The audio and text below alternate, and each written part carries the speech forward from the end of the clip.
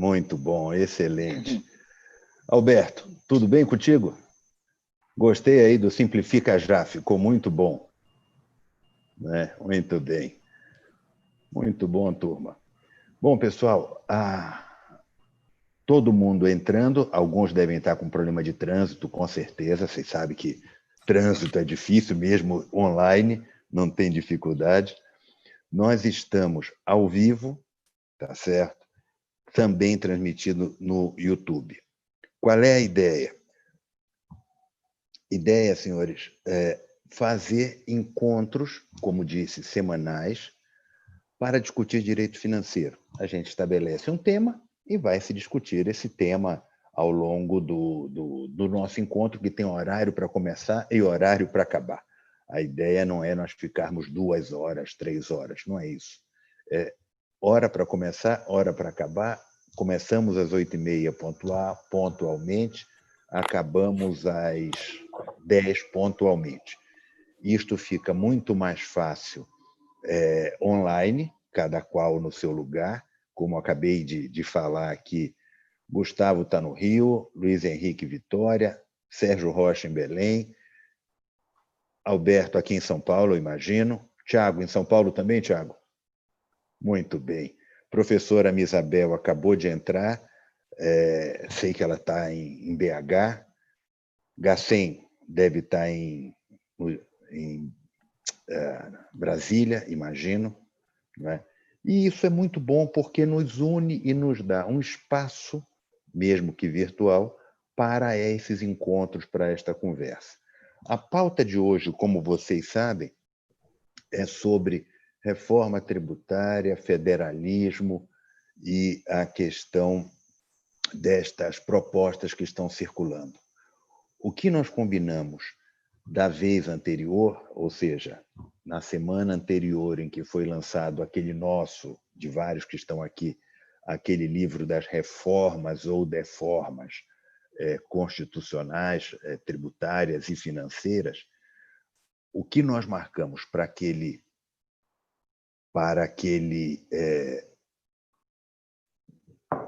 o que nós marcamos daquela semana para esta foi este tema. A lógica é deixar todo mundo confortável. Isto não é uma palestra, isto não é um webinar, não é para uma pessoa ficar falando e nós ficarmos ouvindo. A ideia é trocar ideias, é isto, tá certo? E no meio do caminho, a gente vai estabelecer qual é a pauta da semana que vem. Eu tenho uma meia dúzia de ideias aqui que eu vou já compartilhar com vocês, esperando as pessoas entrarem e a gente começar a conversa. Para a próxima semana, algumas ideias interessantes, seja no âmbito da despesa, seja no âmbito da receita. Por exemplo, para a próxima semana podemos discutir julgamento do Supremo e a questão da lei de responsabilidade fiscal. Finalmente acabou, tem 2 aspectos para serem tratados, pelo menos. Para a próxima semana também, eu imagino que toda a questão da lei do saneamento já esteja aprovada. É uma outra pauta possível. Discutimos para ver o que é que se entra, o que é que se discute, o que é que vai. Teve um julgamento do Supremo essa semana,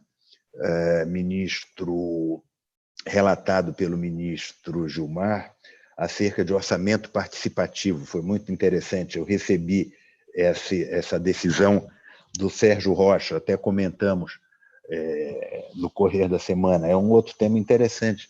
Todas as discussões de orçamento de guerra, tudo isso também é uma pauta interessante. Sem contar ainda reforma tributária, reformas financeiras, ou seja, assunto não vai faltar. E a ideia, repito, é, de uma semana para outra, estabelecermos esse tipo de pauta. Alguém se responsabiliza por falar 10 minutos, não mais que isso, e não é palestra, e todo mundo conversa sobre o assunto. Como disse, encontros dentro da sala, nós, mais alguns, a gente expede alguns convites, e fora da sala, YouTube, que já está sendo transmitido ao vivo. O João Adário, que está aqui com a gente, está coordenando essa operação, que é a primeira operação que nós mesmos estamos tentando fazer pelo IBDF, tá certo? Então, senhores, esse é o formato do nosso encontro. Esta é a segunda mesa, segundo fórum de debate que a gente organiza, e vamos ver se isto fica de pé, vamos ver os próximos. Já vejo por aqui professor Onofre, que é um dos coordenadores dessas ideias aqui que a gente está tentando colocar de pé. Já vi a professora Misabel, que está faltando liberar o microfone para a gente começar. E vi o professor Estevão. Muito bom, Estevão, ter você conosco. É sempre um prazer te rever, mesmo que seja nesses ambientes virtuais. Mas, desse jeito, a gente acaba vendo todo mundo bom, saudável, tudo certo. Então, professora Misabel. Pois não? Bom dia, tudo bem? Bom dia. Bom dia. Muito bom lhe rever por aqui conosco. Eu que digo isso, Scarpa? Ora, eu estava comentando com todo mundo dinâmicas de procedimentos, algumas ideias para outra semana, como as coisas vão ser operacionalizadas, e a vantagem da gente fazer um sistema desses, professora, que é, de alguma maneira, virtual, e, de alguma maneira, acaba sendo concreto, porque nós acabamos trocando ideias sobre o assunto. Então, e já dando seguimento ao que nós estabelecemos na semana anterior para esta, a ideia é ouvir a professora por alguns minutos para que nós possamos debater o tema de hoje, que envolve a questão do federalismo, a questão das reformas, e acho que esse desenvolvimento. Acho que era esta a pauta, correto, professora? Correto. Então, sem mais delongas, showtime, passo à senhora a palavra. E, senhores, na sequência, por gentileza, aberto a todos, eu vou pedir apenas que quem quiser se manifestar, levante a mão, a gente vai organizando. Não sei, deixa eu falar com todos aqui ao mesmo tempo, se o Adário habilitou as mãozinhas aqui para todo mundo levantar a mão, chat, para a gente poder conversar um pouco. Acho que isso falta alguns cliques, a gente está treinando também, não achem que a gente sabe tudo de jeito nenhum. E aí a gente vai conversando e, se der algum chabu aqui pelo meio, abre o microfone, fala e vamos adiante. Quem não estiver falando, por gentileza, feche o microfone para não dar interferências. Professora Misabel. Pois não. Com a palavra, por gentileza, para levantar os temas da nossa conversa de hoje. Tá bem. Pois não, muito obrigada. E também estou muito satisfeita de vê-los novamente, ainda que de forma virtual. Estou saudando o nosso presidente Scarf e o nosso presidente Heleno, que ainda não conseguiu entrar, ou já? Não, o Heleno está com uma certa dificuldade de conexão. Aqui em São Paulo, choveu a noite toda, deu uma confusão que... Uma ventania, ele já avisou que está com dificuldade, pede desculpas a todos. Vamos ver se ele consegue entrar. As outros co-debatedores que aqui estão conosco. Eu fiquei encarregada de fazer uma apresentação do tema que está em discussão, que é um tema complexo, desenvolvimento econômico, reforma e federalismo. Dava para a gente ficar falando uma semana sem parar, né? Então, a primeira questão é fazermos cortes. O tema é excessivamente amplo e rico. O primeiro corte eu acho muito importante, porque os projetos de reforma que estão em curso são projetos que não enfrentam a pandemia, a situação anômala que nós estamos vivendo agora. Então, o primeiro corte que eu gostaria de sugerir é que não fosse abordada, nesse contexto, a pandemia e a bancarrota dos estados, de modo geral. No plano internacional, nós temos várias sugestões correndo, né? Eu quero realçar especialmente as sugestões da Comissão Independente para a Reforma do Imposto de Renda corporativa, ou seja, das pessoas jurídicas na pandemia global.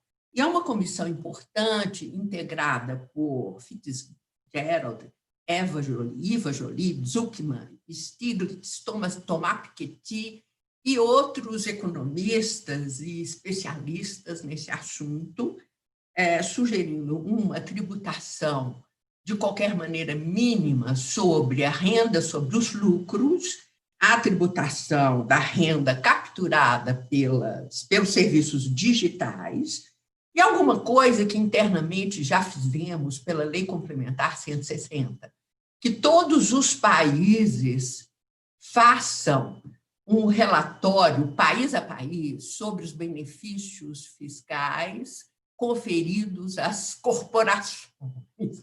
Duvido que todos venham a revelar o que fazem. Isso aí é pura ficção. Mas há também, né, as sugestões que estão sendo consideradas do ponto de vista da OCDE, do ponto de vista da BES, pela professora Edson Christians e pelo nosso doutor e agora professor em uma universidade da Holanda, além de ser assistente da Alice na McGill, a canadense, doutor Tarcísio Magalhães.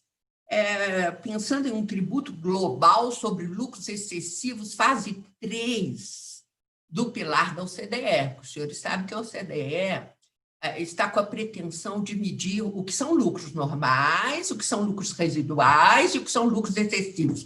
Não importa, eu queria fazer este corte, porque não dá para discutir isso tudo ao mesmo tempo com os projetos de reforma tributária. Então, esse corte no plano internacional e esse corte no plano doméstico também. Nós não podemos considerar a pandemia agora, a não ser em que os estados estão falidos. Por quê? Ao contrário, eu acho que quanto menor, ou quanto mais escassos os recursos, mais economia política se faz. Somos obrigados a fazer porque, em face de recursos escassos, nós temos que fazer escolhas e prioridades que são altamente relevantes. Então, se queremos discutir as reformas que estão aí, nós temos que fazer esse corte no âmbito internacional e no âmbito interno e analisar os principais projetos que estão aí. Partindo dos pressupostos constitucionais, que são cláusula pétrea. Estou vendo aí o doutor Alberto Macedo. Alberto, tudo bem? E vários outros, mas está muito pequenininho, viu? Não estou nem conseguindo ler o nome. Bom, aí nós temos vários pressupostos normativos constitucionais que nós não podemos romper. Isso aí, porque são cláusula pétrea, todos eles. Então, nós temos aí a Constituição, com federalismo, que é uma cláusula pétrea, com a democracia e o Estado de Direito. O que nós temos que pensar é que não existe nenhuma solução de continuidade entre um e outro. É claro que existem países unitários que são também democratas, mas no caso do Brasil, não há solução de continuidade. Isso é um contínuo. O federalismo, o federalismo garante a todos nós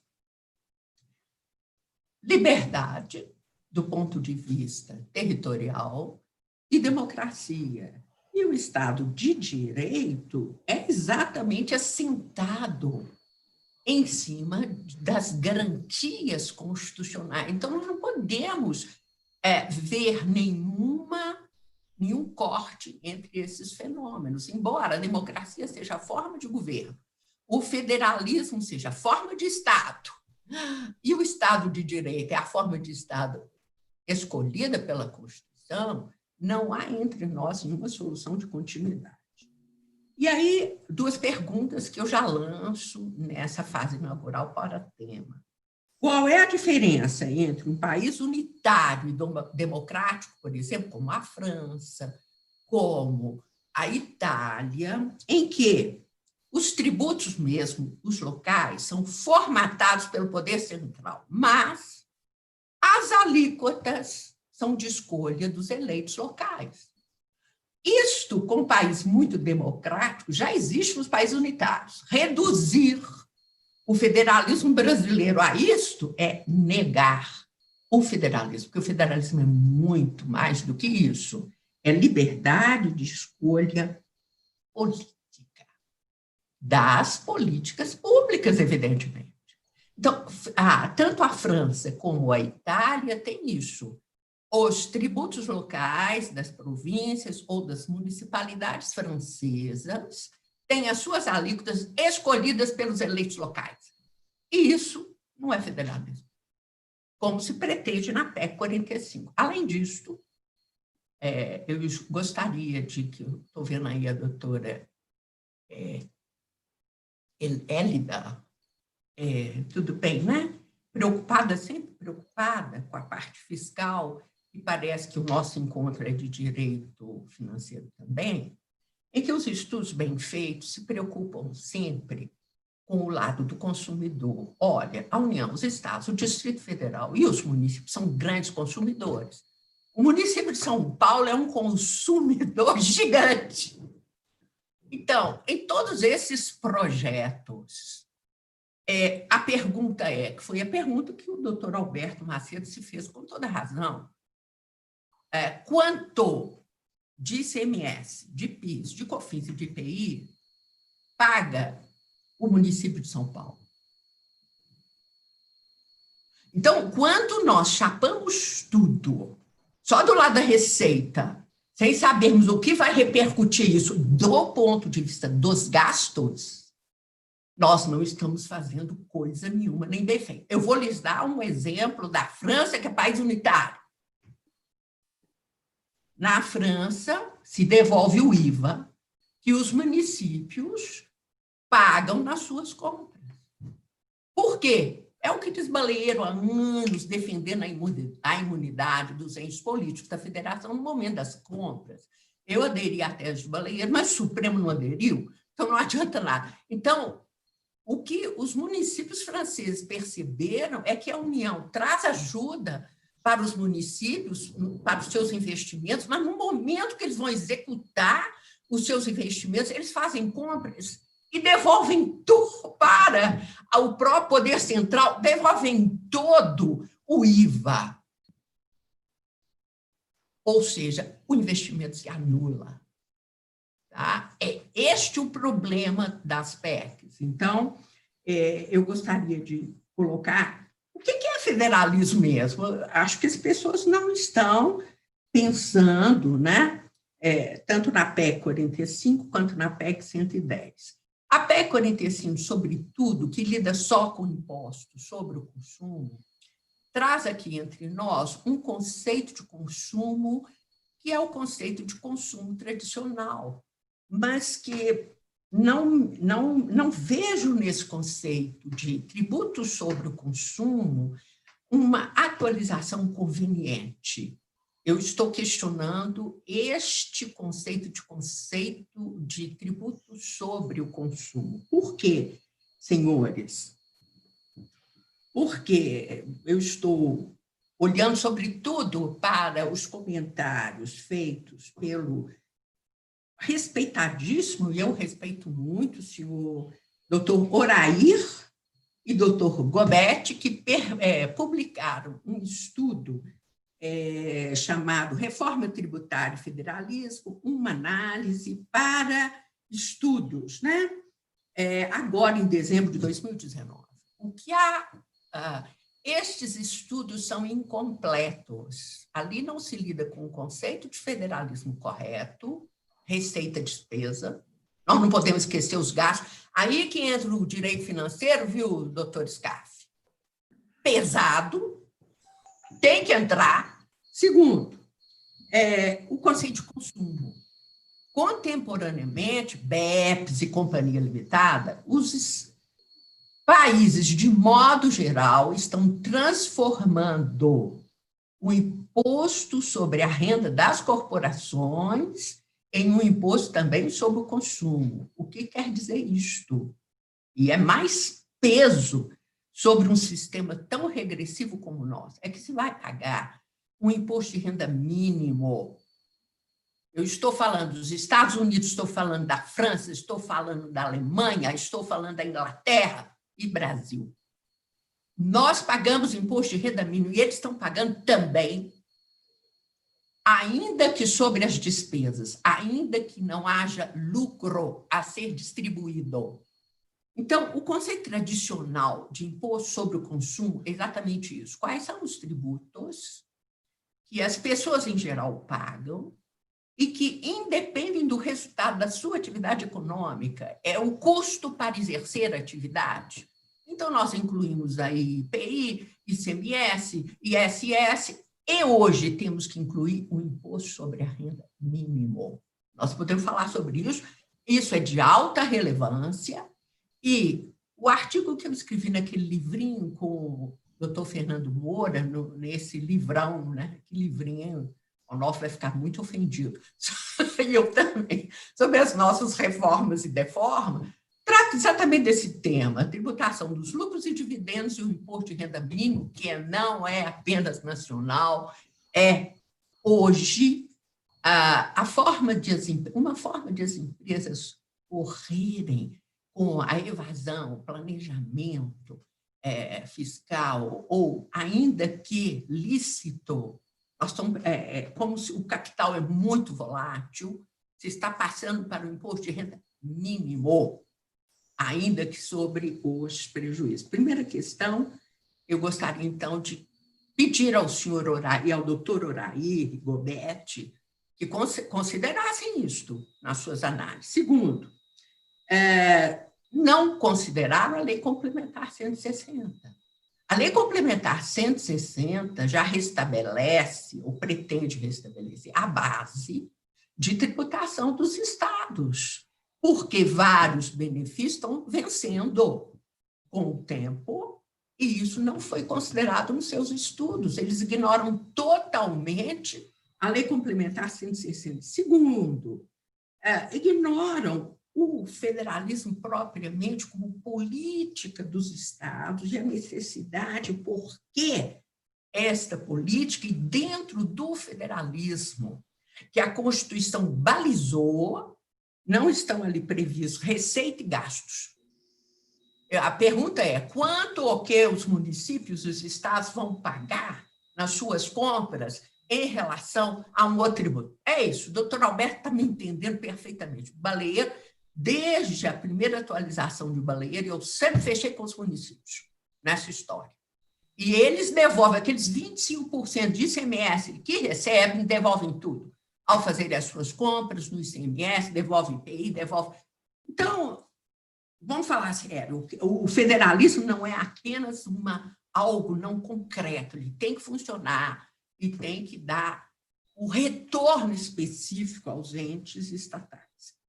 Outra questão, o contexto fático de que nós partimos, eu vou apenas lembrar 3 aspectos aqui, muito relevantes, as soluções que nós aventamos no nosso contexto, que são 3 aspectos. O contexto fático de que nós partimos no atual modelo e que deu nas soluções que nós mesmos improvisamos. Primeiro, uma profunda desigualdade entre grupos, classes e regiões. Esses grupos, sobretudo as regiões, reagiram e saiu aí a guerra fiscal.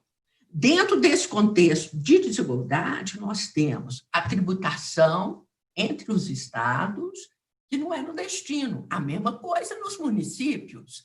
A tributação, pelo menos nos estados, repartida entre destino e origem. Há estudos que dizem que 25% do ICMS de São Paulo é custeado pelos estados mais pobres da federação. Este é o problema. Ora, esses estados mais pobres reagiram com guerra fiscal. Quem vai condená-los? Se há uma coisa que move os homens, é a injustiça. É você ver o seu próprio povo com necessidades prementes. Segunda questão é um sistema tributário regressivo, forte, em tributos sobre o consumo, que é o nosso modelo. Mas, com a experimentação de um IVA, que nós amesquinhamos, nós somos pioneiros em não cumulatividade, entendemos do assunto. Eu tiro o chapéu para os auditores fiscais, especialmente dos estados. Eles são craques. E os procuradores também. Não fazem melhor porque não querem. Porque não querem. Ou seja, tem a vontade, né? Então, amesquinhamos. Fizemos uma Constituição cuja redação permitiria a instalação de um IVA com crédito financeiro amplo, não cumulatividade, mas não quisemos adotar. Fizemos a Lei Candir, a Lei Complementar 87, e amesquinhamos. Está tudo em discussão no Poder Judiciário. Tanto é verdade que não é preciso mudar a Constituição para isto, que os projetos PEC e 110 não propõem nenhuma mudança na redação constitucional da não cumulatividade. Mantém a redação atual, mas dizem que vão fazer isso na lei infraconstitucional.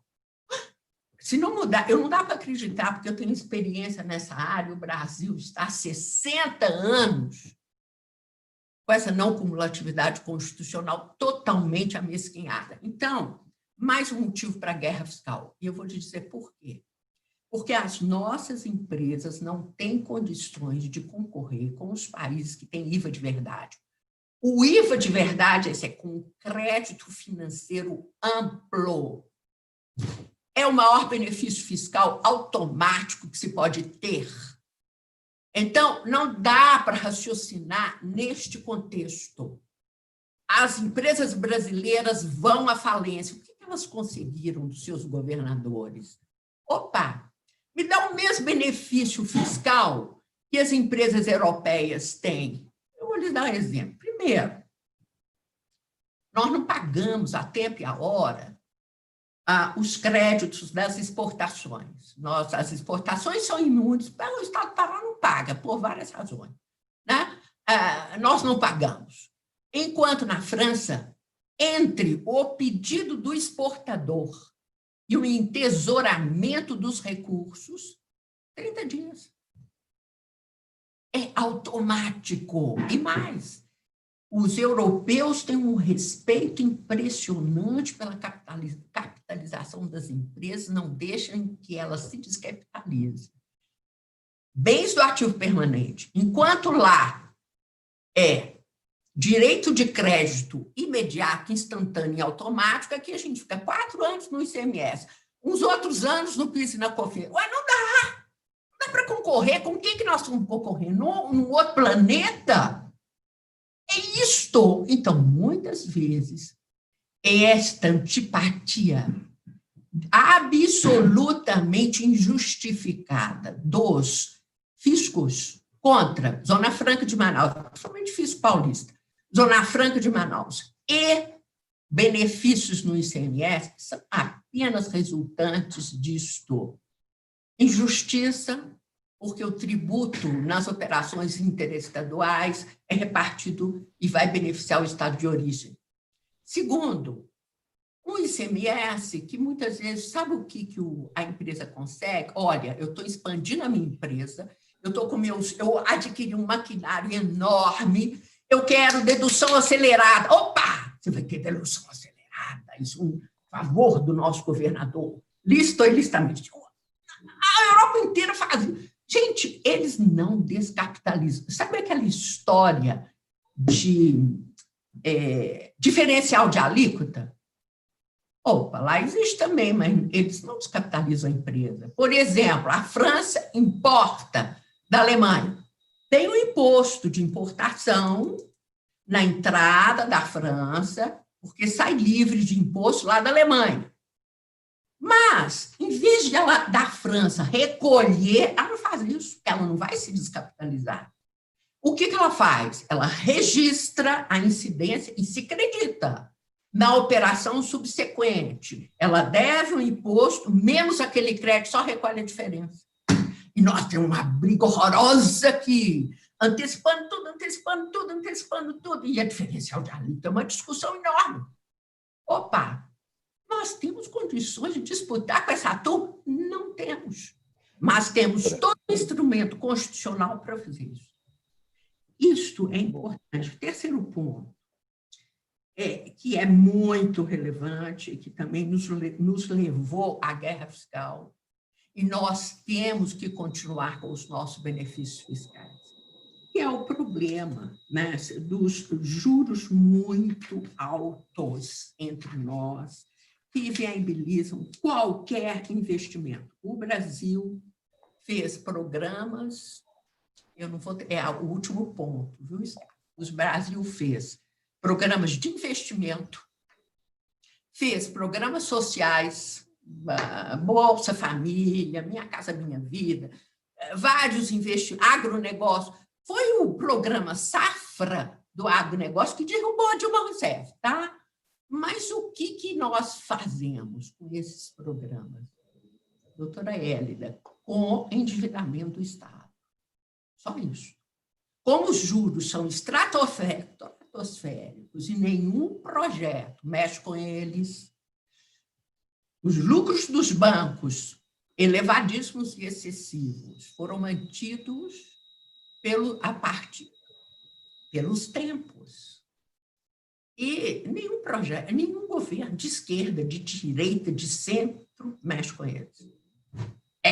A única coisa sagrada no Brasil é essa. Sagrada. Então, se criou a látere um sistema espetacular. Como capitalizar as empresas? Por meio de benefícios fiscais. Os senhores sabem muito bem. E para fugir desses juros altíssimos, que numa empresa é louca, ou vai através de subsídio pelo BNDES ou banco oficial, que faz um subsídio para esses juros, mantendo os juros elevados dos bancos de mercado, ou ele tem aquilo que nós chamamos de benefícios fiscais. Porque no Brasil as leis são sábias. A Zona Franca de Manaus é cheia de benefício fiscal, mas as leis proíbem distribuir como dividendos os lucros incentivados. Nos benefícios fiscais dos estados, doutor Marcelo, a lei proíbe distribuir como dividendos os lucros incentivados. Porque se distribuir, então vai incidir imposto de renda, vai incidir contribuição social sobre o lucro líquido e PIS/COFINS. Mas, então, bastaria fiscalizar corretamente, junto com a União, porque essa é uma forma de reter o investimento, reserva. Esses lucros incentivados têm que ser contabilizados como reserva de investimento, reserva de lucros. Se forem distribuídos, dizem as nossas leis, perde-se a subvenção para investimento, pagam-se os impostos, imposto de renda, contribuição social sobre o lucro. Esta é uma forma inteligente de se fugir dos juros bancários para sobreviver. Agora querem cortar tudo. Pá! E manter os lucros. Olha, eu acho que isso é suicídio das empresas, suicídio dos municípios, doutor Alberto, suicídio do federalismo, dos estados. Então, em conclusão, eu tenho que dizer aos senhores, o que há de bom nesses projetos? Eu acho que o projeto PEC 45, 110, tem o mérito de ter reacendido a discussão entre nós sobre a questão do destino, porque nós voltamos a um tema esquecido. Isso é muito relevante. Em segundo lugar, tem o mérito de ter falado sobre IVA. Vamos ter um crédito financeiro amplo. Mas não basta falar, eu estou dizendo que vamos ter. Opa! Nem a Constituição garantiu isso. Nós temos que pôr uma redação correta na Constituição. Essa teimosia me impressiona, entendeu? Terceiro, simplificação. Então, eu estou adorando o projeto municipal. Como é que chama? Simplificação já, Brasil, uma coisa assim. Aí, eu quero dizer para os senhores que o nosso problema é esse. Com o IVA correto, nós já, com a lei complementar 160, a passagem para o destino, nós podemos fazer. Eu quero dizer o seguinte: o que é necessário? Por que a PEC 45 seria necessária, se nós podemos fazer tudo que ela preconiza, sem a radicalidade que ela impõe, sem ofensa ao federalismo, sem poder fazer tudo. Vejam bem, passagem para o destino. Isso é resolução do Senado Federal. Aos poucos, o Senado Federal, por meio de suas resoluções, vai diminuindo as alíquotas interestaduais, porque ele é que cria essas alíquotas diferentes. Tanto é que a resolução senatorial 13 passou nos importados para 4%. De repente, passou. Então, não precisa mexer com a Constituição para isso. Segundo, o IVA nem querem mudar a redação da Constituição, temos que implementar em infraconstitucional. E a simplificação também pode ser feita de uma forma correta. Então, o peso, né, eu quero dizer, o preço que nós temos que pagar é muito radical, não vale a pena, não se pode perder a liberdade, a democracia, o federalismo, que é política, liberdade para se fazer política que os municípios têm de conservar, os estados têm de conservar, porque isso garante a nossa democracia, a nossa liberdade. E, de resto, os benefícios trazidos pelas PECs podem ser implementados como quer doutor Heleno Torres, sem essa mudança estrutural avassaladora. Obrigada. Muito bem.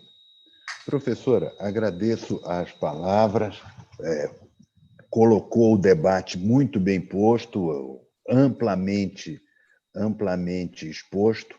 Eu já tenho aqui, acho que o Bruno, Cury, o Alberto gostariam de falar, vou passar a palavra a todos. Acho que o primeiro o Alberto que levantou a mão, depois eu passo ao Bruno. A gente ajusta se eu estiver errado. Mas eu queria, antes de passar, botar uma gasolina. Esse negócio é importante, é o debate. Gasolina da seguinte ordem.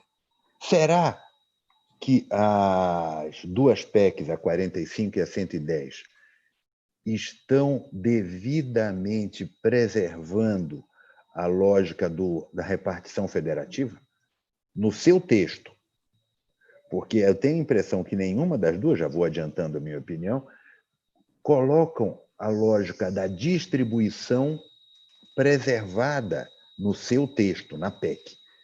Aquele negócio, vai ter um conselho, vai ter um rateio, vai ter alguém, lei complementar vai tratar, mas isso é matéria, isto sim é matéria constitucional.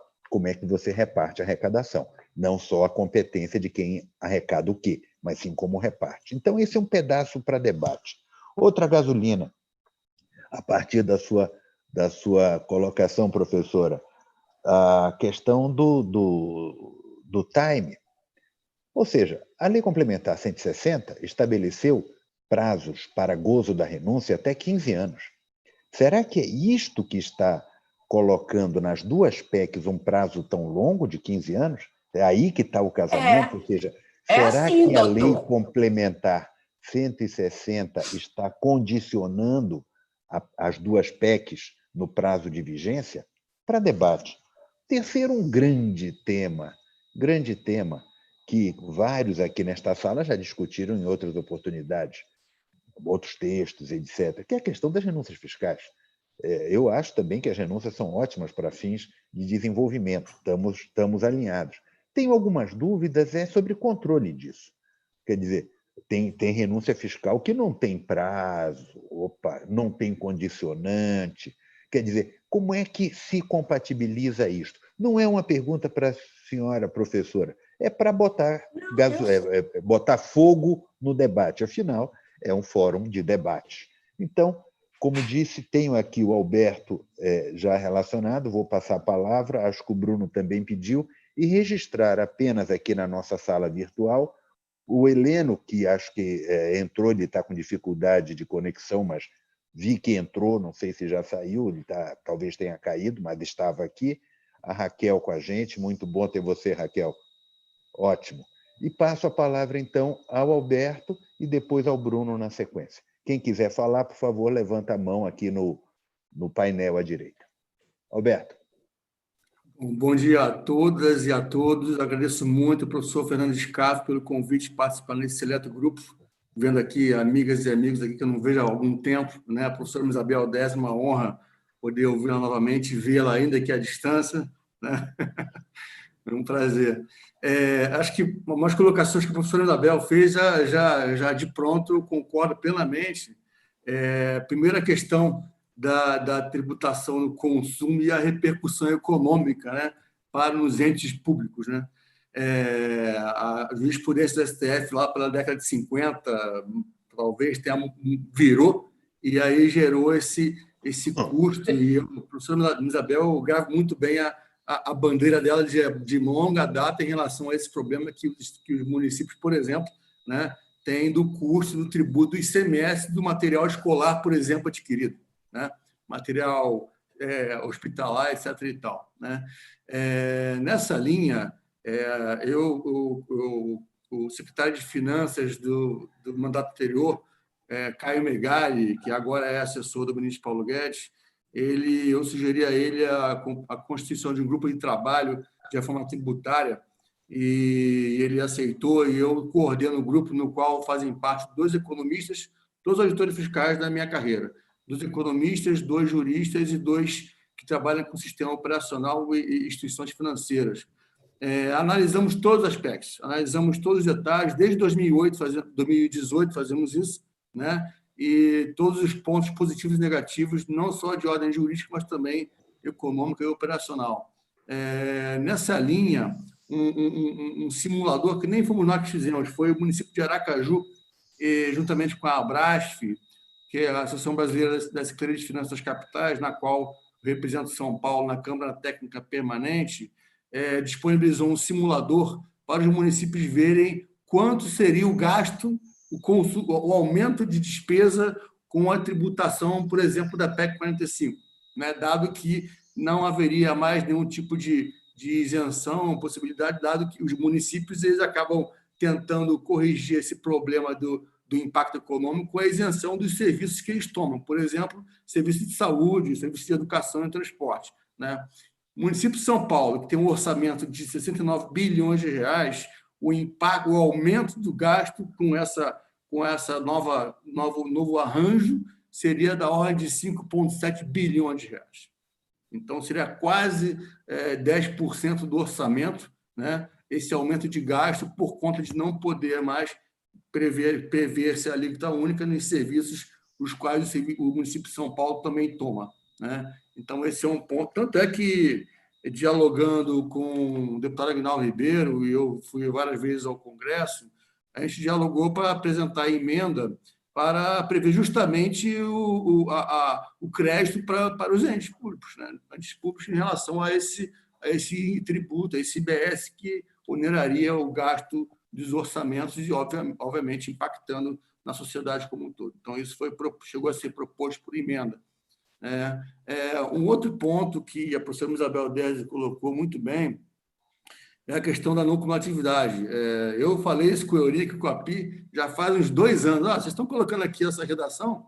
Não está garantindo crédito financeiro nenhum aqui, está igualzinho a redação. Vocês acham que vão conseguir colocar o crédito financeiro por lei complementar? Desculpa, não vão. Não vão porque tem a premência dos estados e vai, de novo, a tendência, e aí até propusemos em termos de alteração de texto, e eu fui lá uma audiência pública e falei sobre isso, a previsão expressa disso, né?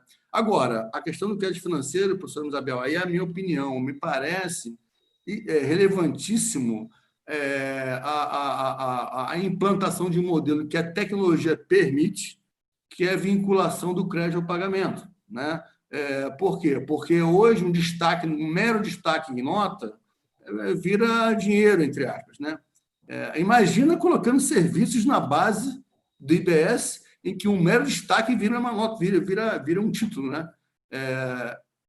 O ICMS tem muita fraude por conta disso. Imagina com serviços dentro, em que serviço não é estocável, né? Não tem como fiscalizar serviço. Emitiu a nota, até que provar que não prestou o serviço e glosar o crédito, aí já vai muito tempo, né? Se conseguir. Então, acho que isso é um ponto relevante para aprimorar o modelo de vinculação ao crédito de pagamento, né?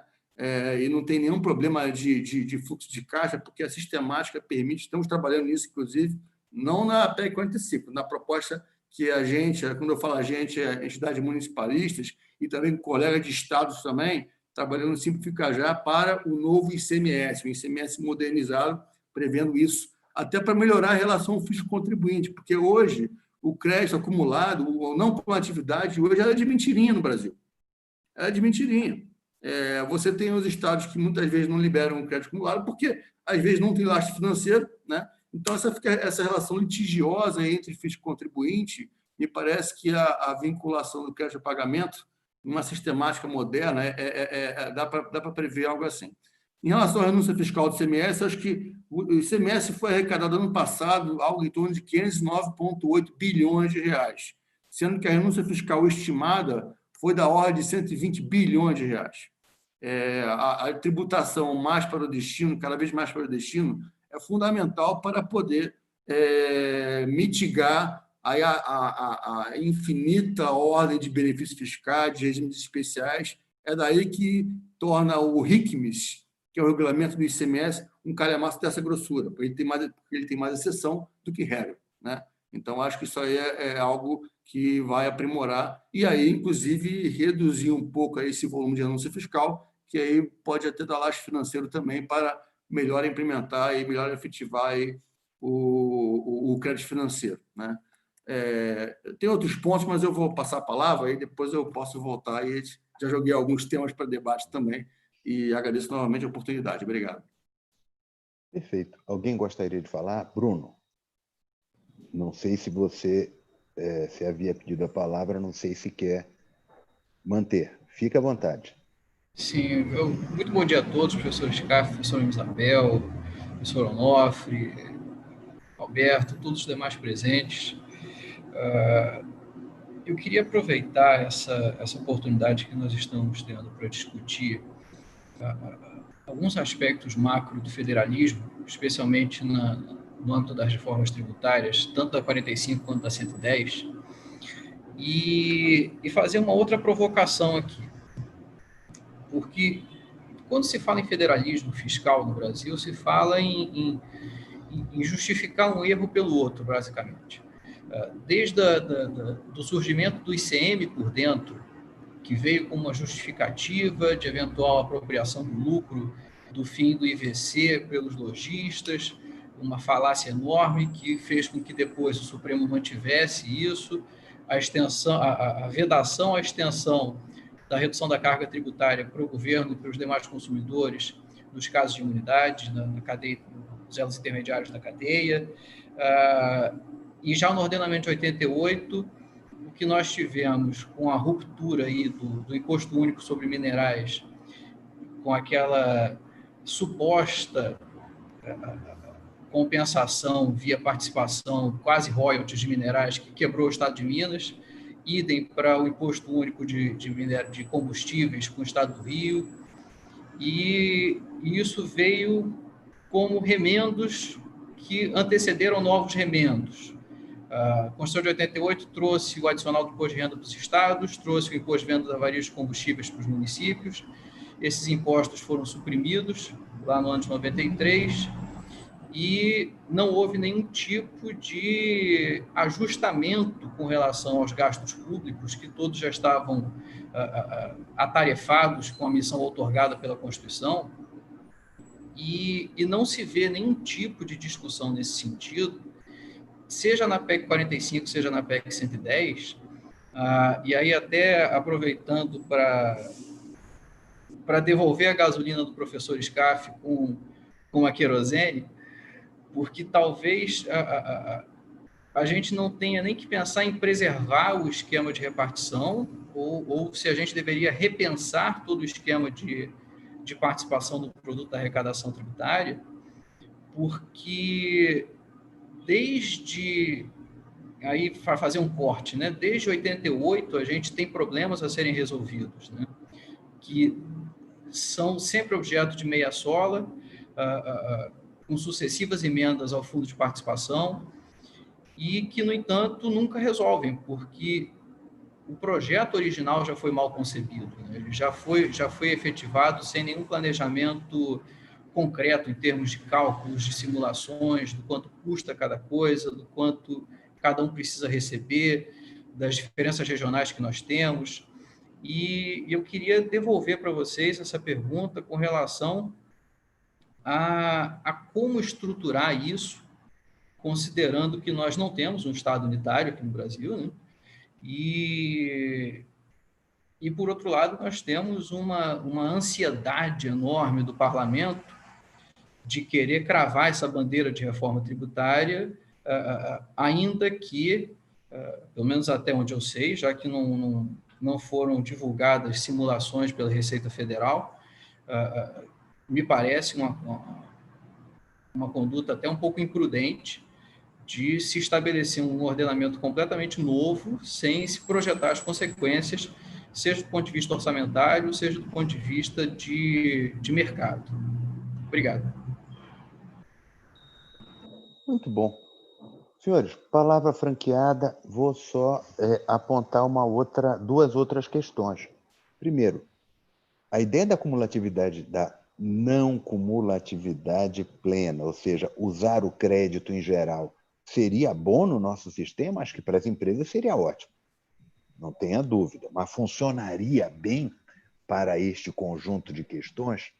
Segundo, e se a gente radicalizasse e dissesse o seguinte, simplesmente, pessoal, nada de reforma constitucional tributária, vamos até limpar a Constituição, certo? Ou seja, colocamos na Constituição as questões das garantias dos contribuintes, isto é importante. Mas aquela discussão de alíquota, de ajuste, claro, coloca também as garantias da federação. Ok, professora, não tem dúvida. Vale a pena? Seria uma ideia palpável? Eu faço esse registro e pego uma carona. Esteve aqui minutos atrás, eu vi o professor Regis, tá certo? Que quando foi deputado federal, fez uma proposta nesta linha. Não prosperou, mas a ideia dele era nessa linha colocada. O professor Regis é outro que está com dificuldade de conexão. Aqui em São Paulo não está fácil hoje. O Heleno já mencionou a dificuldade dele de conectar. Então, levanto para debate também, tá certo? Quero ver. Hélida, levantou a mão. Showtime, Hélida, manda bala. Não, é a provocação da professora Misabel. Bom dia a todas e todos, é um prazer. Eu não poderia não comentar a provocação da professora Misabel no sentido de que a forma de capitalizar as empresas diante dos juros altos passa direto ou indiretamente pelas renúncias fiscais. Eu trouxe aí no chat 2 textos para depois quem quiser aprofundar, debatendo o custo do juro no Brasil, inclusive com uma estimativa de que isso reduz o PIB brasileiro em até 5%.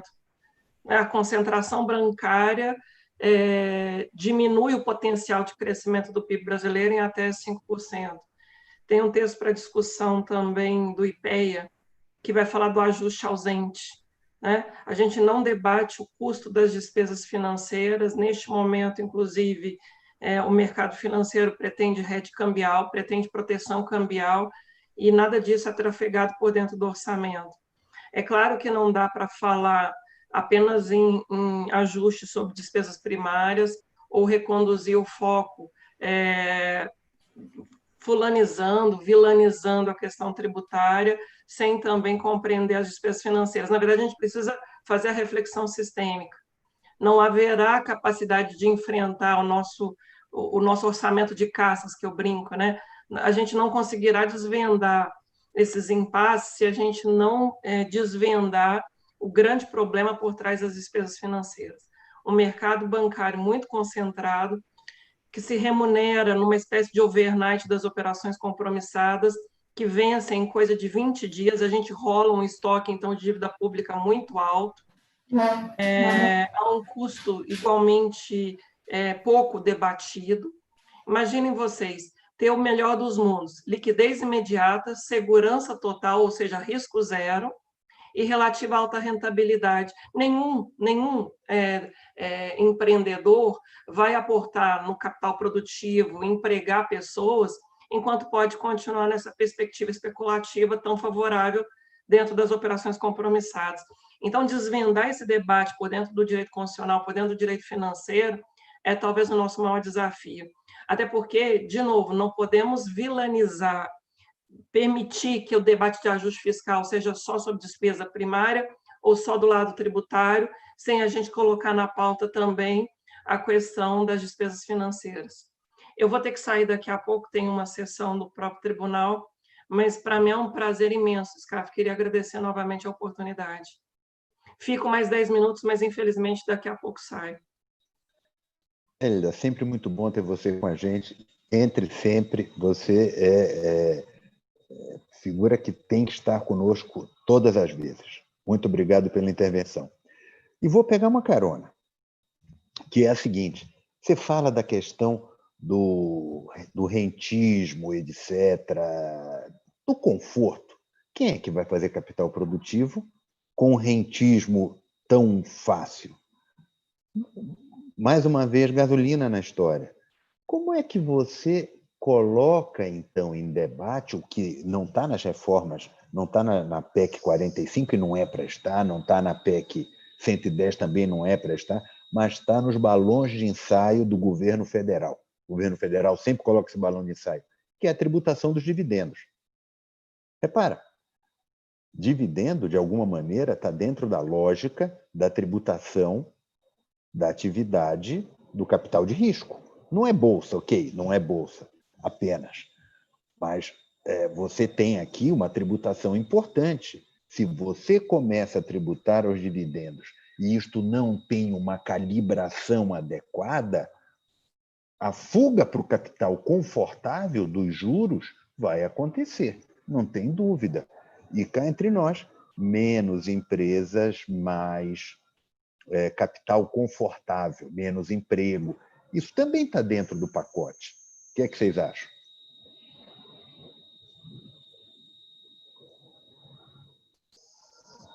Onofre, professora Misabel, pode mandar. A senhora está sem microfone, tem que ligar o microfone. Microfone, professora. Já, abriu agora. Pode ir. O professor Onofre primeiro, ele ainda não falou, depois eu. Professora, a senhora sempre tem a preferência, professora. Mas já que me passou, essa concentração na União, Scaf, de recursos e essa amarração da emissão de títulos, endividamento todo na União, ele faz uma construção, e a Élida diz muito bem, eu acho que sem abrir essa caixa de Pandora da questão bancária, dos ganhos, da especulação e tal, nós temos um modelo hoje que, se nós pegarmos os gastos da União, a gente vê o seguinte: a União hoje cuida de previdência e rentista. Então, essa garantia do modelo de favorecimento de rentista, ele se mantém, e essas reformas estão mexendo em todas as adjacências sem abrir o que é fundamental. Está cuidando de tudo para não cuidar do que é fundamental. Com relação à renúncia de receita, que foi bem posto pelo Alberto, ela é muito maior do que o que está ali. Porque o que aconteceu?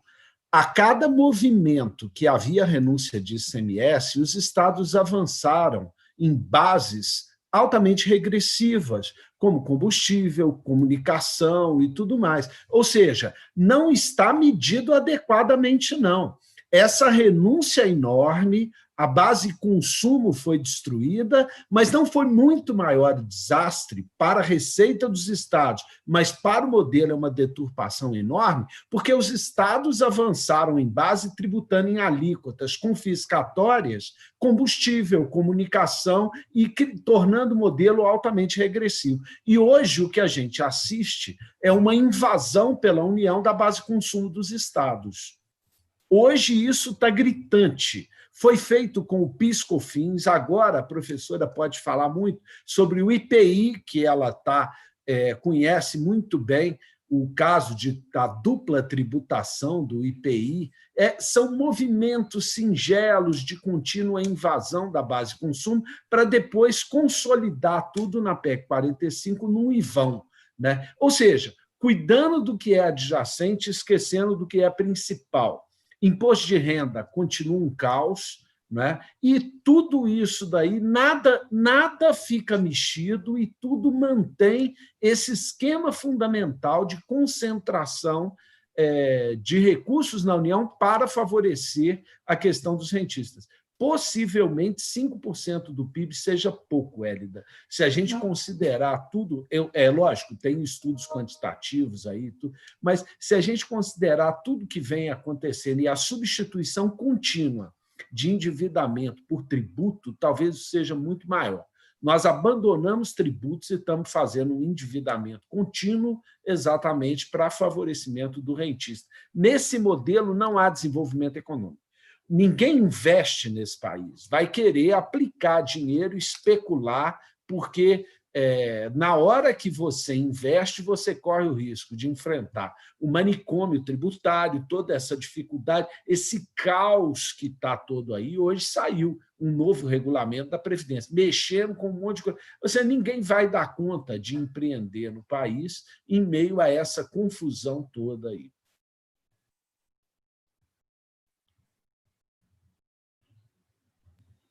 Professora Misabel. Bem, está aberto o meu som? Está aberto, ok. Então tá, obrigada.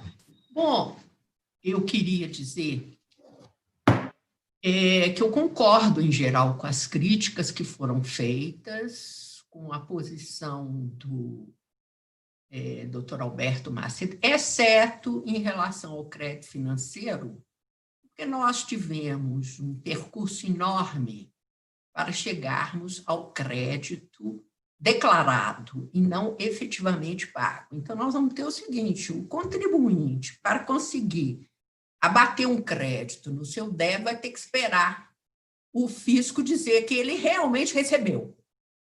Isso tudo para trazer um certo automatismo que não é automático, ou seja, na hora de repartir nessa PEC esse imposto único e tirar parte do Estado, o Estado tem que ter garantia que ele recebeu, então tem uma demora. Isso não é automático mesmo. Primeiro tem que fazer a conta, tudo que o Estado recebeu e que ele teria direito como consumidor, porque a arrecadação é no destino. Depois, tem que fazer o balanço, origem-destino.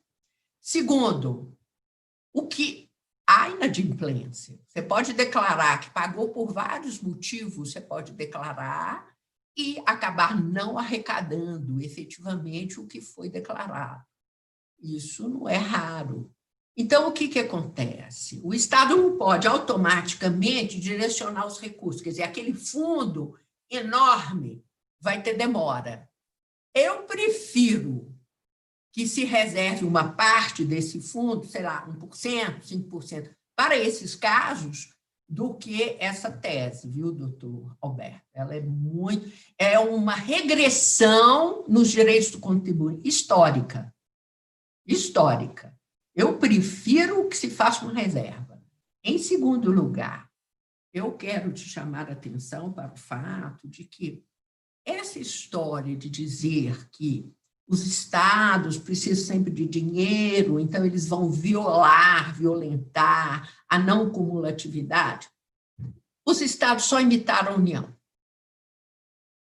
É isso que aconteceu. Acontece que a União introduziu a não cumulatividade no IPI, copiando o modelo francês, que era crédito físico, que a França deixou. Em 1949, ela já tinha outro modelo, que é o financeiro. E isso impactou o modo da não cumulatividade no âmbito federal. Passou para o PIS/COFINS e do IPI contaminou o ICMS. Logo com o advento da Lei Complementar 87, os estados estavam muito mais cumpridores do crédito financeiro até o limite da lei. O que aconteceu? Agora introduzir, é como se a Lei Complementar 87 não existisse mais. nós estamos no Decreto-Lei 406.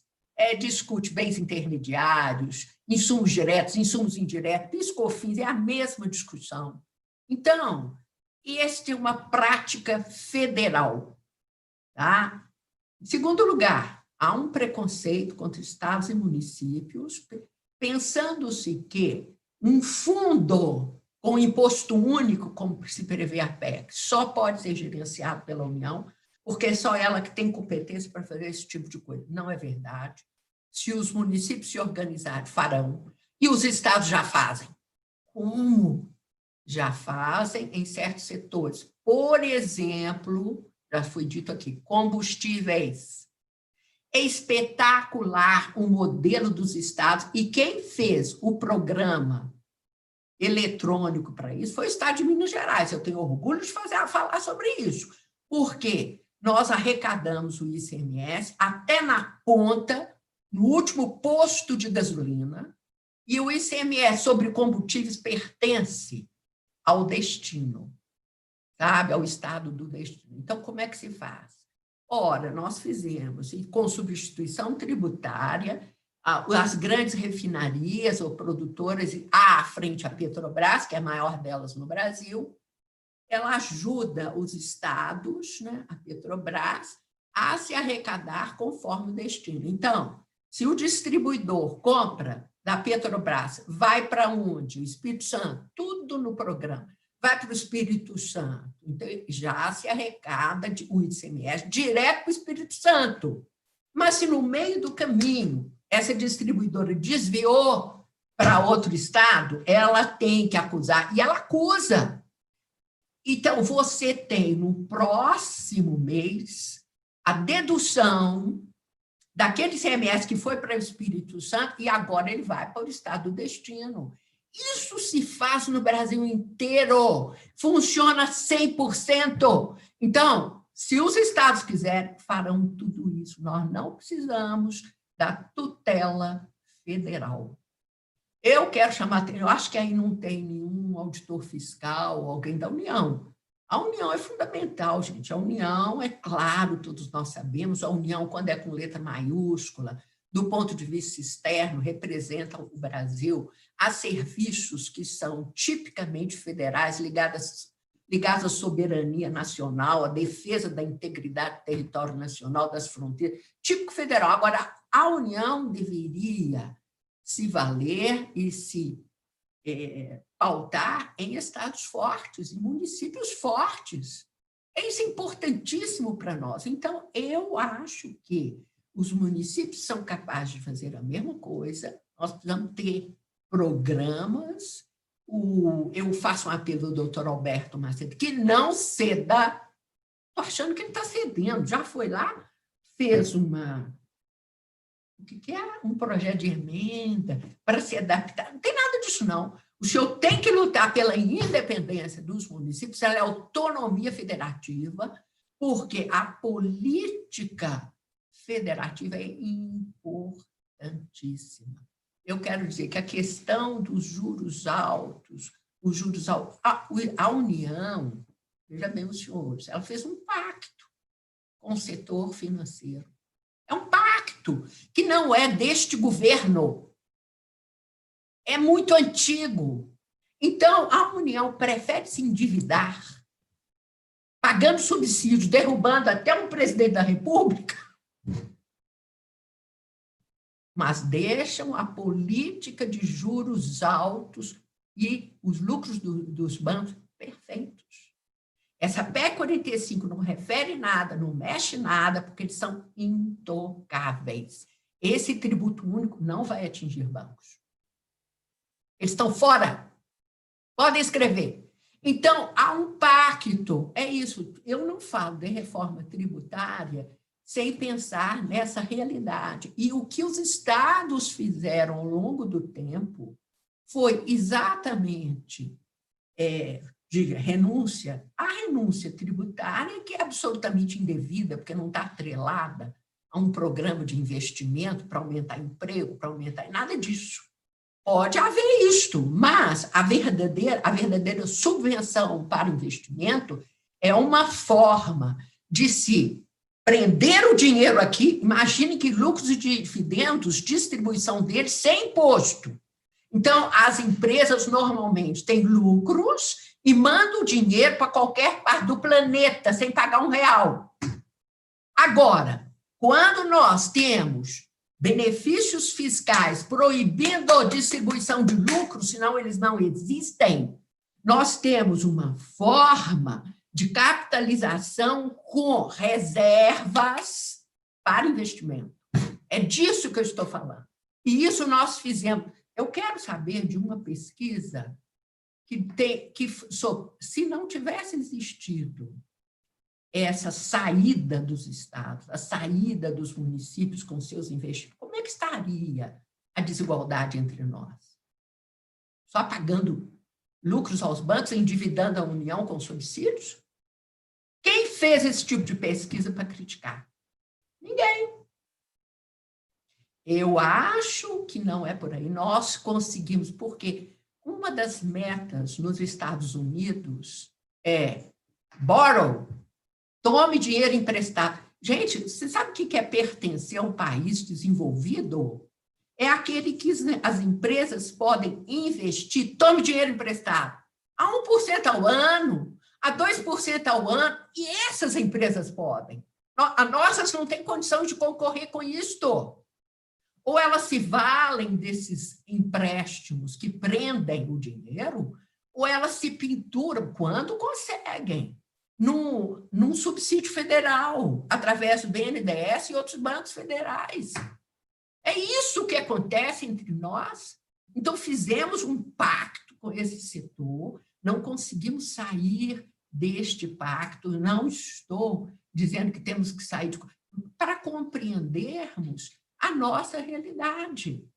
A plena capacidade de gestão dos grandes municípios, as grandes capitais, são abastecidas com um aparato administrativo, um corpo técnico de primeira, grandes auditores fiscais e grandes procuradores. A mesma coisa nos estados.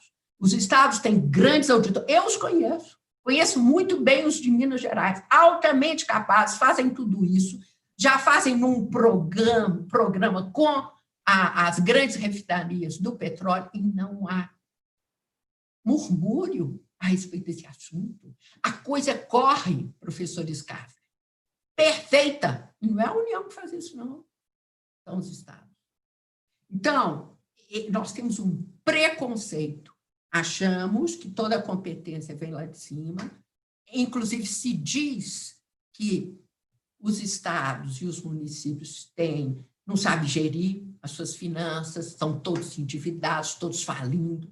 Ora, bolas, o que eu estou vendo aí é a União totalmente falida, com meta fiscal que ela nunca cumpre, corre para o Congresso Nacional, pede o alargamento. Depois fala dos estados e municípios, mas, meu Deus, ela é toda endividada. Ela é toda endividada. Segundo preconceito, falam que a corrupção é maior nos municípios, que a corrupção é maior nos estados, que passando-se para o plano federal, isso não existe. Os maiores casos de corrupção que eu conheço dos últimos anos no Brasil foram federais. Então, nós temos que tirar o preconceito. Criou-se entre nós a ideia de que a competência... Não, a União é imbatível em matéria de imposto de renda, há atributos nos quais ela está... Por isso que ela teria que ajudar os estados na fiscalização desse controle, professor Scarfe. O senhor referiu. O problema é o controle, o problema é a fiscalização, que é insuficiente. Obrigada. Ok. Senhores, Alberto levantou a mão, vou passar para ele, mas quero só fazer um comentário geral da nossa dinâmica aqui. Já estamos às 9h46, acabaremos o encontro daqui a 14 minutos, 10 horas acaba, todo mundo está cheio de outras coisas a ver e a fazer, e nós temos um encontro que estamos tentando colocar de pé como um encontro semanal para discutir direito financeiro com temas pré-determinados. Então, volto ao começo e pergunto, vou alinhar a todos, não precisa responder agora, mas só para a gente pensar e gastar um tempo nisso, que tema para a próxima semana. Na semana passada lançamos o livro, hoje tratamos de reformas tributárias, desenvolvimento, que passou por renúncia fiscal, passou por financiamento, distribuição de lucros, tributação em geral. Vamos ver o que é que se faz para frente. E eu imaginei, mas aceito sugestões, alguma coisa como discutir um pouco de gasto, ou seja, julgamento do Supremo Tribunal Federal quanto à lei de responsabilidade fiscal, pegar um ou outro aspecto do que foi tratado. Isso é um bom tema também. A questão da nova lei de saneamento, se ela for, como quando vier promulgada, isso tem muitos aspectos financeiros para serem tratados.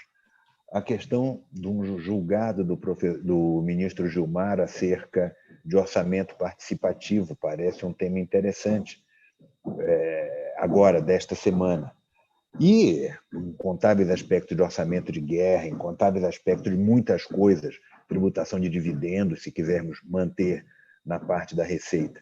Então, temas que a gente vai tratar já, o que vamos discutir na próxima semana. Ok? Só para dizer um pouco mais, 2 outros registros e passo ao Alberto. Um registro é agradecer a presença de todos já. Estou vendo gente do Rio de Janeiro, Minas, claro, São Paulo, claro, Pernambuco, Pará, Rio Grande do Sul, não é? Amapá e Brasília. Só este sistema para nos colocar todos no mesmo quadrado. Tá certo? Isso é muito bom e nos permite trocar ideias, franqueada a palavra. Portanto, Alberto, bola com você. Eu agradeço de novo a palavra. Professora Isabel, concordo muito com o que a senhora fala em relação à questão de estados e municípios eles se apropriarem, né, do poder que eles têm que ter como ente da federação, né? O sistema que a senhora citou, que é o SCANC, que o Estado de Minas Gerais desenvolveu com excelência, é importante que haja um amadurecimento. Aliás, esse fundo que eu coloquei aqui, está aqui, dá proposta simplificar já, professora, demonstrar que não abrimos mão, não, tá? Então, vamos batalhar para melhorar o sistema de tributação no consumo. É possível, né? A gente demonstra que os principais problemas da tributação do consumo... Estou de olho em você, viu? Pode me vigiar, já tem um monte de coisa lá. E os principais problemas da tributação do consumo no Brasil não têm a ver com a separação mercadoria e serviço. É uma falácia, né? O leigo ele tende a entender que reduzir de 5 tributos para 1 ou de 9 para 1 traz simplificação. Isso é contraintuitivo. Isso pode ser até pior. E tem que ser pior porque nós somos uma federação, não somos um Estado único, né? E aí, por conta dessa união de tributos, essa martelada que se tenta fazer, gera efeitos colaterais perversos, né? E particularmente para municípios e sociedade, porque a carga tributária vai aumentar e os municípios que estão no fronte da guerra da pandemia, sendo mais onerados com o serviço de saúde e assistência social, né? E a arrecadação caindo, porque a atividade econômica do tecido social está sofrendo por conta da pandemia. Então, é fundamental que se entregue algo de forma imediata na melhoria do custo de conformidade, principalmente do ICMS. O ICMS que responde, segundo o relatório do InBusiness, por 59% das 1.501 horas que se gasta para se calcular o tributo do Brasil. Sozinho o ICMS responde por isso. Então, é importante melhorar o ICMS. Fazer coisas também com o ISS, jogar o ISS mais para o destino, para distribuir melhor ISS para todos os municípios. E há sistema eletrônico para isso já. A NFSE Nacional está pronta. A BRASF com o CNM e a Receita Federal. Está pronto o projeto. Eu não sei por quê. Na verdade, eu sei, mas não posso falar aqui. Eu não sei por que a Receita Federal não chuta para o gol a bola que está na linha do gol, para entregar para os prestadores de serviço do Brasil inteiro e para os municípios um sistema único de nota eletrônica. E aí, professora Isabel, a fortalecimento do Estado. Eu sou auditor fiscal, eu sou servidor público há 35 anos. Eu tenho 13 anos de Marinha e tenho 22 anos de prefeitura. Então, 35 anos de serviço público. Então, é importante entender e relembrar até muitos colegas a diferença entre governo e Estado. Governos vêm e governos vão. E o Estado fica. E quando o Estado fica, aí vem a estrutura de Estado. Sempre como sociedade, trabalhamos para melhorar, melhorá-la, mas não extingui-la, como o governo atual parece querer fazer, né? Como se o Estado fosse o problema do Brasil. Então, nessa linha, fortalecer, no caso do ICMS e do ISS, um comitê gestor nacional do ICMS, um comitê gestor nacional do ISS, para eles se integrar, o Estado se integrando entre si e o município se integrando entre si. Por quê? Porque está muito amador. O CONFAS ele se reúne numa sala emprestada da União. Como pode isso? Onofre. Como pode um comitê de CONFAS se reunir numa sala emprestada da União? Né? Onofre, que é isso, Onofre? É muito amadorismo. Temos que... O Onofre está sem microfone, Onofre. É muito pior do que isso. O CONFAS é comandado pelo ministro ou por alguém que ele manda. Com isso, não tem reunião. Né? Eu já acompanhei reuniões e não há reunião. O que há é o que a União quer, é o que vai lá, o representante que determina. Por isso que os estados fizeram o CONCEFAS. Os secretários usam a sala emprestada e expulsam o povo da União para eles se reunirem. Foi assim que as coisas começaram a andar. Porque antes havia uma obstacularização posta pela própria União para o debate dos estados. E hoje, o papel é tão mal exercido pelo Ministério da Economia que os estados optam por uma estrutura de governança em sala emprestada porque a União não consegue articular esforços. Isso é o cúmulo, isso é a derrocada do modelo, isso é sinal de que é criado um ambiente para não deixar os estados se articularem. Né? Estimula-se o conflito exatamente porque, se você divide os estados, o poder centraliza no órgão central. Então, nós estamos vivendo uma paranoia, ou seja, os estados são boicotados na hora que eles tentam fazer uma estrutura de governança. E as questões fundamentais não são resolvidas. Eu vou dar um exemplo. Minas Gerais é estado exportador. Não fica com tributo, então. Não. O ICMS não consegue discutir um fundo para repor os estados exportadores. Não é possível. Isso não interessa para a União, não tem debate. Ela nocauteou esses debates. Eles não apareceram em lugar nenhum. Lugar nenhum. Mas, eu acho que os estados têm que se arvorar, e esse processo está começando com o CONCEFAS, e isso aí me parece, na linha de um comitê gestor do ICMS, eu critico o CONFAS no tocante ao poder legiferante. Deu errado o poder legiferante, porque é muito mais fácil ficar resolvendo por convênio de ter o trabalho... Fizeram dar errado, Alberto. Mas o tempo inteiro foi destruído. O tempo inteiro, toda iniciativa de articulação foi destruída. Na hora que a PEC 45 cria o comitê maluco e bota alguém da União, ela está reproduzindo um modelo fracassado. Eu acho que o amadurecimento é esse: os estados entre si se integrando no comitê gestor e os municípios entre si. Agora, comitê com autonomia financeira, funcional e administrativa. Um orçamento com um pequeno percentual, uma parcela do volume daquela arrecadação daquele imposto, seja do ISS, seja do ICMS, para financiar aquele comitê gestor. E aí a estrutura de Estado ela se faz presente com a carreira de Estado ali dentro, né? Claro, com o poder político deliberando, mas com a carreira de Estado ali dentro.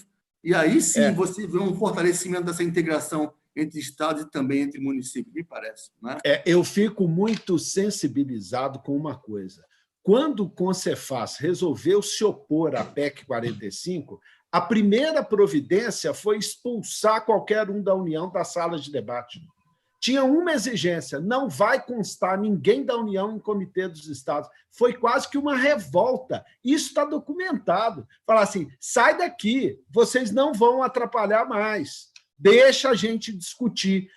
Embora tendo interesse antagônico, é mais fácil para a gente chegar a uma solução sem a participação de quem devia articular do que com tudo. Ora, isso é a própria negação, é a incompetência maior. É uma coisa de você ser mediador, falar assim, tira você da sala, porque está mais fácil da gente entrar num consenso aqui, né? Fazer uma mediação em uma estrutura de governança do que com o próprio mediador, com o facilitador no processo. Né? Agora, eu tenho a concentração trazida pela PEC 45, ela vai destruir a democracia no país, por uma razão muito simples. Ela joga o comando na burocracia. O presidente acha que governa, ele não governa. Quem governa é uma burocracia, que a gente não sabe o que ela quer. A gente sabe que são sempre os mesmos, mas fica aquele bolo ali articulando. E uma coisa eu acho que a Hélida hoje sinalizou e parece que é o correto. O que se quer, subliminarmente, parece que está dito. É manter esse mesmo esquema. Ou seja, eu não preciso ter tributos, eu tenho que ter esquema de endividamento e pagamento de rentista. Ou seja, não quero consertar modelo tributário nenhum. Eu quero disfarçar o modelo, passar uma manteiguinha ali na coisa para manter o sistema. Não, e aí, esse é o meu pensamento. Só para concluir que o tempo está estourando, professora Isabel, o sistema que a senhora citou do Estado de Minas Gerais, do controle dos combustíveis, que é o SCANC, ele foi feito por Minas Gerais a fundo perdido. Minas bancou, assim como a NFE do ICMS, feita por fundo perdido pelo Estado do Rio Grande do Sul. Isso não é possível. Não existe licitação de mais de 500 bilhões de reais ser feito de forma amadora. Então, tem que ter um comitê gestor para gerir isso, para profissionalizar isso, de forma a ter essa gestão dessa tributação de forma mais eficiente. Acho que é isso. Perfeito. Muito obrigada, hein, Alberto? Prazer. Alberto, você é esperança nacional, você quer saber? Tamo junto. Eu amo esse moço. Vocês viram a dos grandes municípios brasileiros. É impressionante. Nós não devemos nada a nenhuma equipe administrativa. O nosso aparato administrativo é espetacular. Só isso, Gustavo. Bom, senhores, só para... Não, um minuto só, professora, um minuto antes de sair. Registrar... Agora, eu estou de olho no Alberto, ele não sabe, tudo que ele faz. Deixa eu dizer o seguinte, registrar aqui não só, novamente, a presença do professor Estevão, professor Heleno, esteve por aqui o professor Regis, Paulo Aires, esteve também. Muito bom ter vocês todos aqui. É quase uma reunião de departamento, isso é muito bom. Deixa eu fazer o seguinte, pessoal. Tema para a próxima semana, ou 2 temas, e alguma coisa ágil, rápido, não é alguém que diga, eu faço um pequeno relato de 5 ou 10 minutos para a gente levantar pontos para discutir. Entre aqueles que já comentei, eu anotei mais 2 aqui, que podem ser interessantes. Discutir a unanimidade do CONFAS, esse é um tema que me agrada sempre, tem, aliás, um julgamento em curso no Supremo sobre o tema. A questão de tributação de exportações e federalismo, isso também é um tema interessante, tá certo? E aqueles que já havia mencionado sobre saneamento, sobre lei de responsabilidade fiscal. Alguém se anima em um breve exposição sobre o tema para a gente poder levantar? Turma de Pernambuco. Turma de Pernambuco se anima em levantar algum tema? Talvez pessoal de Belém, talvez turma de Brasília, não sei. Estou levantando aqui para a gente discutir. Se alguém tem algum tema que queira debater e discutirmos estes pontos para a próxima semana. Prosa rápida, levantar tópicos para o debate. Para quarta-feira, que vem, de 8h30 às 10 horas. 10 horas a gente acaba, estamos chegando no nosso limite. Alguma sugestão? Sufocamento federativo, Tiago, talvez? Não sei. Bom, se ninguém... pode ser discutido, professor Scarfe, sim, do ministro da Economia, com a extinção do orçamento, uma coisa assim. Desculpe, extinção dos... E só... Professora, extinção dos... Faltou o orçamento anual. Sim, também esse é um belo tema. Isso. O relaxamento total, nenhuma vinculação, e mais do que isto, O Ministério da Economia não quer ser checado ou conferido anualmente, por isso que ele propõe que o orçamento seja só plurianual. Esse é um belo tema. Esse é um belo tema. Esse tema é revolucionário. Eu não sei. Eu acho que esse é um bom tema. A gente pode ver quem pode relatar. Eu vejo com a Hélida se ela levanta 2 ou 3 tópicos sobre isso. E vamos deixar um segundo engatilhado. Parece razoável.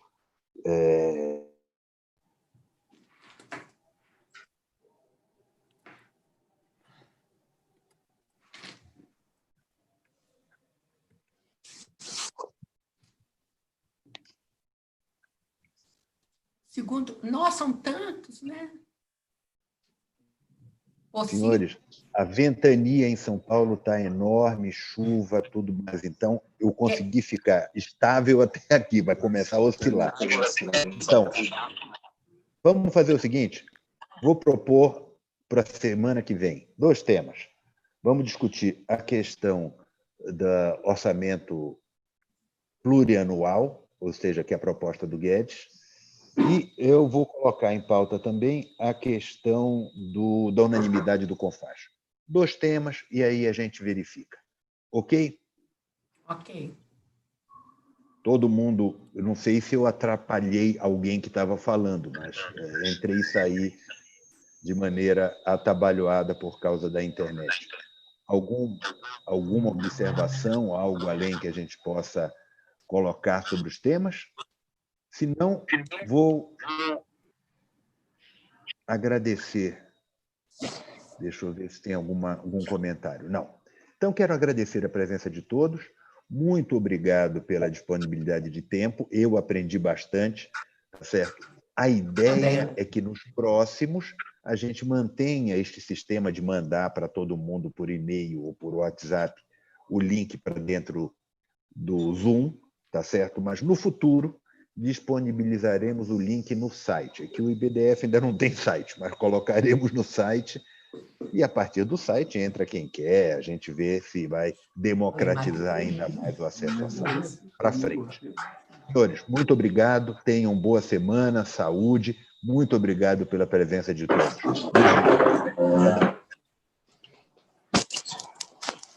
Muito obrigado, gente. Bom dia a todos. Boa semana. Tchau.